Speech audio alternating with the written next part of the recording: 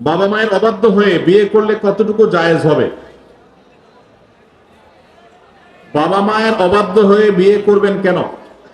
বাবা মারা যারা এখানে আছেন, আপনাদেরকে বলতেছি, চাচারা যারা আছেন, পর্দার আড়াল থেকে চাচিরা যারা শুনছেন, ছেলে মেয়ে বিয়ের উপযুক্ত হওয়ার পর তথাকথিত পায়ে দাঁড়ানোর অজুহাত করে নাম করে ছেলে মেয়েকে বিয়ে দিতে দেরি করবেন না।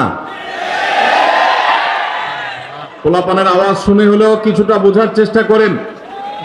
আল্লাহ রাব্বুল আলামিন আমাদের চাচা চাচিদেরকে হেদায়েত নসিব করুন। ওনারা যেন আমাদের ছেলে মেয়েদের কষ্টটা বুঝেন, আল্লাহ তাআলা সেই তৌফিক নসিব করুন। বাবাজিরা, আপনারা যে বয়সে বিয়ে করেছেন, আপনার ছেলেকে কিন্তু তার চাইতে আর্লি দিতে হবে। কেন দিতে হবে? কারণ আপনাদের আমলে ফেসবুক ছিল না, এখন ফেসবুক বাইর হয়েছে। আপনাদের আমলে স্মার্টফোন ছিল না, এখন টাচ মোবাইল বাইর হয়েছে।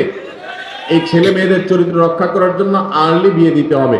আল্লাহ আমাদের মুরব্বীদেরকে সে হেদায়েত নসিব করুন।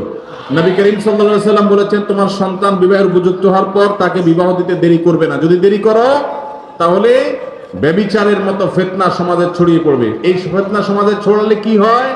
পশ্চিমাদের চাইতে বেশি কেউ বোঝে না। পশ্চিমারা বিবাহ বহির্ভূত সম্পর্ককে অ্যাপ্রিসিয়েট করেছে, এখন তাদের মানুষ জন্মের হার কমতে কমতে এমন ভয়ঙ্কর লেভেলে চলে গেছে, তাদের দেশ স্বাভাবিকভাবে চালানোর মতো লোকও নাই। কারণ অবৈধ সম্পর্ক দিয়ে তাদের দিন যা, বিয়ে শাদী করে না, বাচ্চা কাচ্চা হয় না, তাদের জেনারেশনের মধ্যে গ্যাপ তৈরি হয়ে যাচ্ছে। অতএব সমাজে নানাবিধ ফিতনা ছড়াবে।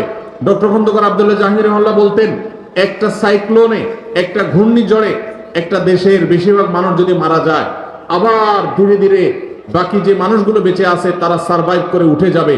কিন্তু ব্যভিচার যদি একবার ছড়িয়ে পড়ে পৃথিবীতে, ঘরে ঘরে যদি ব্যভিচার এটা শুরু হয়ে যায়, বিবাহকে যদি নিরুৎসাহিত করা হয়, তাহলে সেক্ষেত্রে মানুষের জন্ম এটা বন্ধ হয়ে যাবে এবং মানব সভ্যতা পৃথিবী থেকে হারিয়ে যাবে।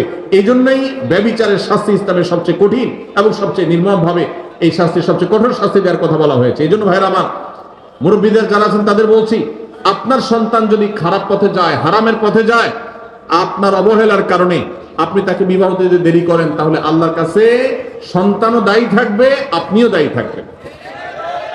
আর সন্তানরা যারা চিল্লাচিল্লি করছেন, ঠিক ঠিক করে বলছেন, আপনারা এই সমস্ত ঠিক ঠিক না করে কাজ কাম শুরু করে দেন।